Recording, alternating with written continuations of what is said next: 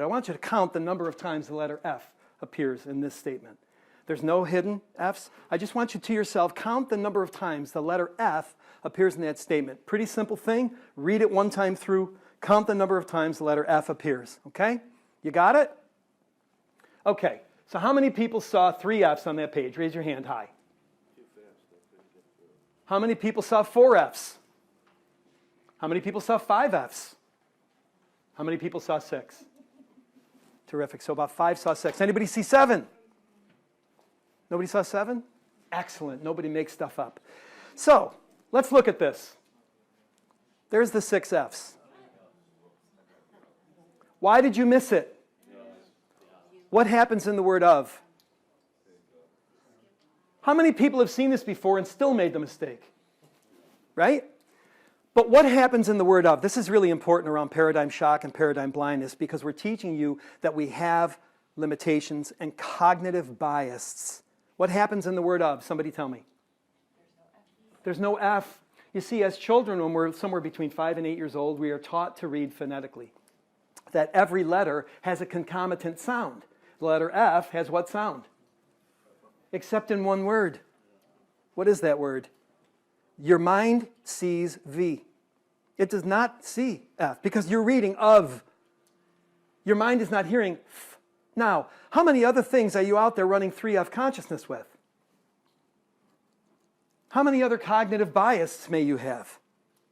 So let's understand, and one of the reasons why we understand humility is we start to see not only our greatnesses, but we start to see our true limitations. This is the breadth of wisdom that many of you are moving into. And these are the limits of human knowledge, and this is really important to understand. First, what you know, you know. You know that you know if you spend more money than you earn, you will eventually be in trouble or go bankrupt. Number 2, what you know you don't know. Anybody here know how to write computer code?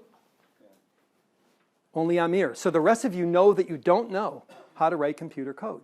And there's things that you know you don't know or maybe not. Maybe it's a good thing to be here for. Here's where we get really dicey. What you think you know but don't. This is where the ego, the lower self, kicks in and tells you, I know that one. I know that one. Yeah, I know what's going on. I'm going to tell you something really powerful that might be a big takeaway for all of you. Whenever there's resistance going off in me like that, something good is possible. Something I don't know is showing itself for me to learn. And if I can be humble and surrender that, yeah, I know that. I know what's going on. She's trying to rip me off. He's lying to me or whatever. The ego thinking mind and all those chemicals, it's the chemicals that are the problem, not the ego. The ego's just doing what it does. What you think you know but don't, and what you don't know, you don't know.